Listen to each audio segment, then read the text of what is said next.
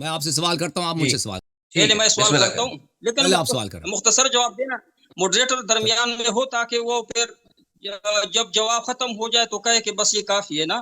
کبھی کبھی آپ کا جواب اس طرح ہوتا ہے کہ پورا پروگرام سننا پڑتا ہے، اتنا جواب بھی نہیں ہونا چاہیے. ماڈریٹر جو آپ صاحب کو پسند نہیں ہے نا، آپ کو لمبا لگتا ہے، نا جو حق بات ہے نا وہ آپ کو کڑوا لگتا ہے، 3 منٹس برداشت نہیں ہوتی آپ 3 منٹس جواب کے لیے زیادہ سے زیادہ 3 منٹ جواب کے لیے ہو تو میکسیمم 3 منٹ چلیں جی، میکسیمم 3 منٹ پوچھا جی. مفتی صاحب آپ بسم اللہ کیجئے. پہلا سوال پوچھنا ہے میں. بسم اللہ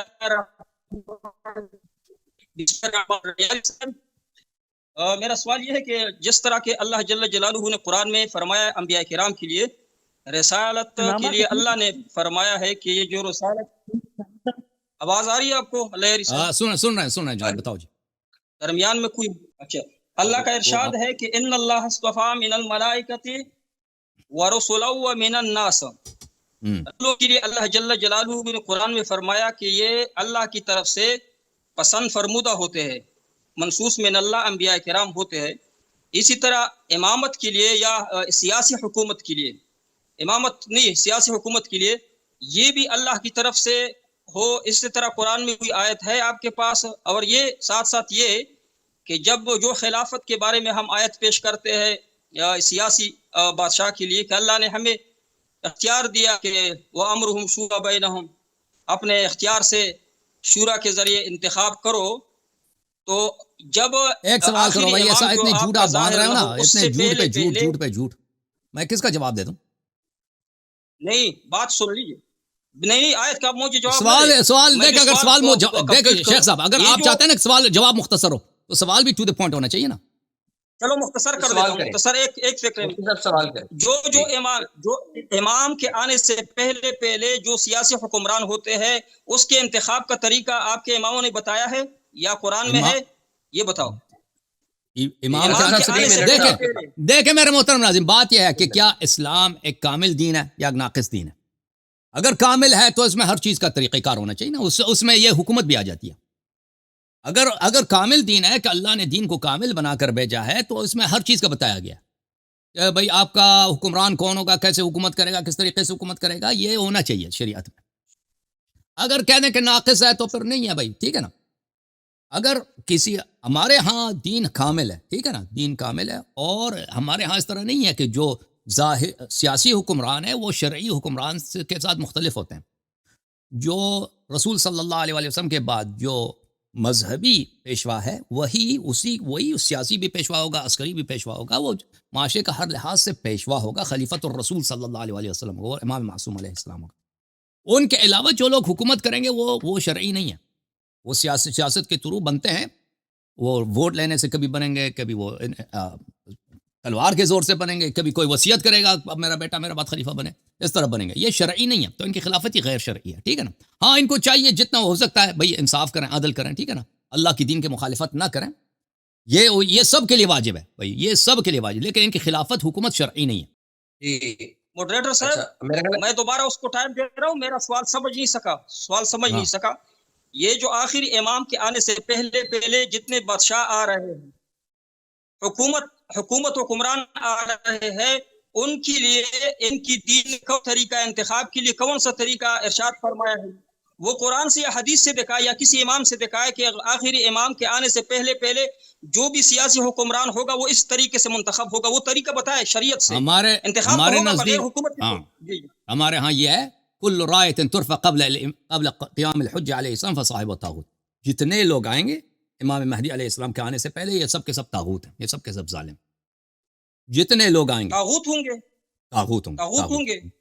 یعنی پھر نہیں آنا چاہیے، حکومت نہیں کرنا چاہیے ان کے آنے سے پہلے، افراتفری ہونی چاہیے.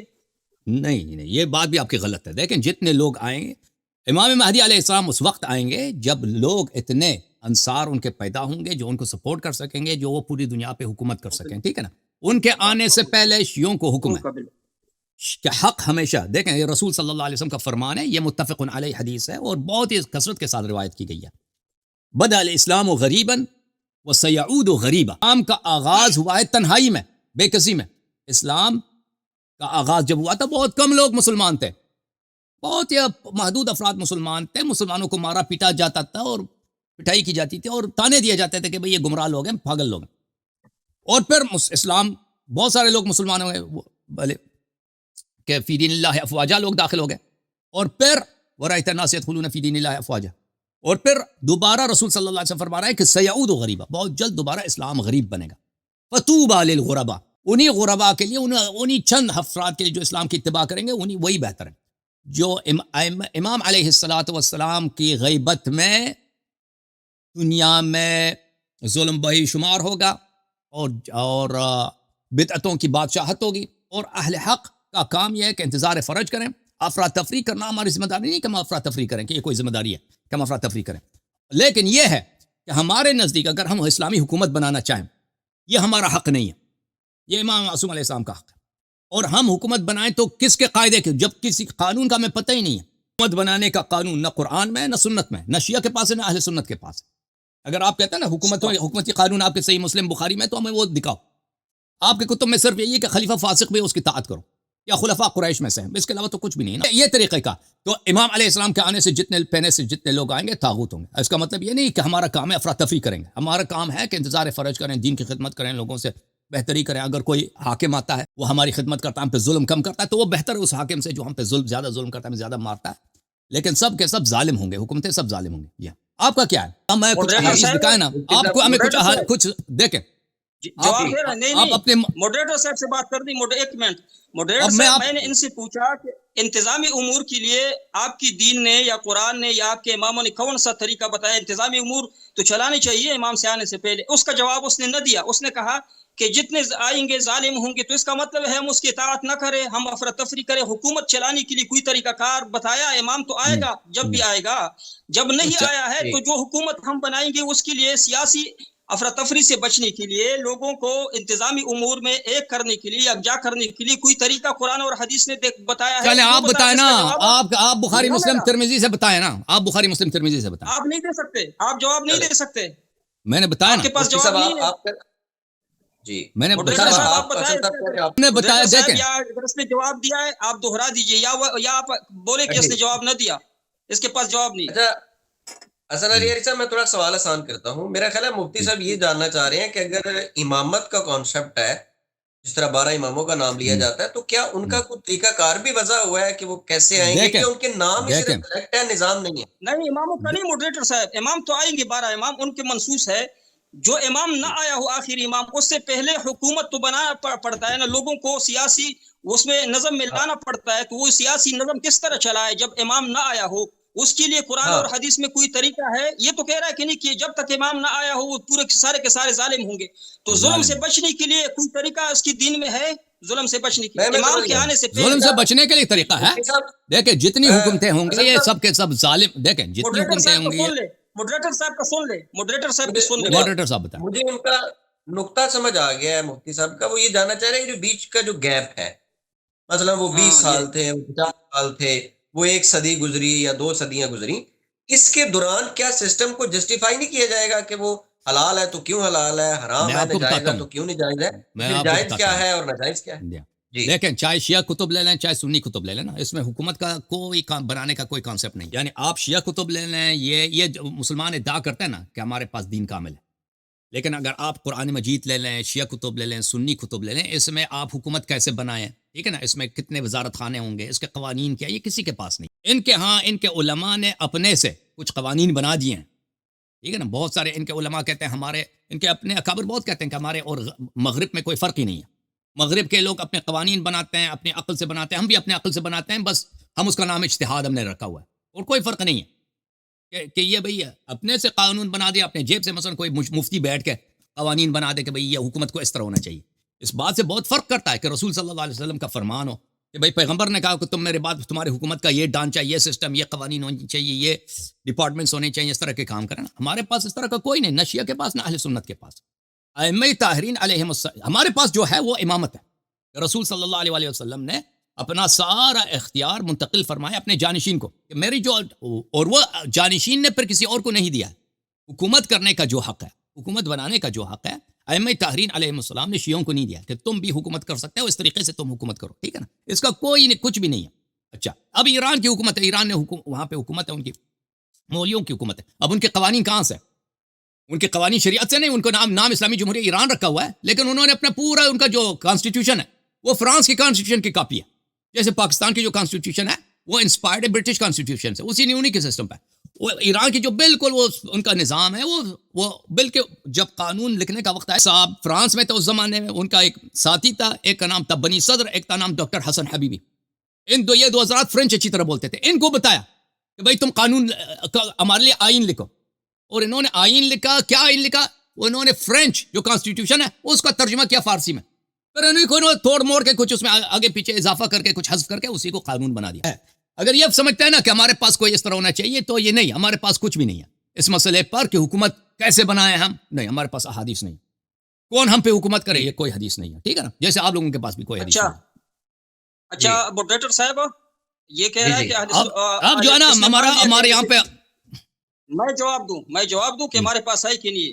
اب الحمدللہ اللہ یاری نے الحمدللہ یہ ناظر صاحب ہزاروں ناظرین کے سامنے اعتراف کیا کہ شیعہ کی کتابوں میں یا اس کی دین میں حکومت چلانے کے لیے کوئی کتاب ہمارے پاس نہیں ہے، کوئی ہدایت نہیں ہمارے پاس. یہ تو مان لیا الحمدللہ کہ شیعہ کا جو دین ہے وہ کامل نہیں ہے.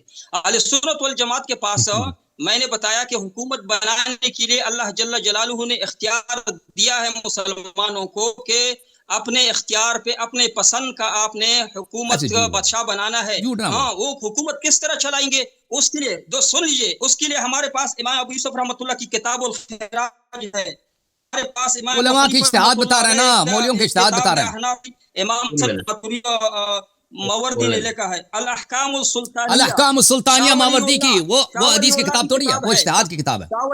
بات سن لیجئے، بات تو سن لیجئے، درمیان میں مت بولو نا ماڈریٹر صاحب. میں نے 3 منٹ پوری حجت اللہ البالغہ شاہ ولی اللہ، حجت اللہ البالغہ شاہ ولی اللہ صاحب کی کتاب ہے.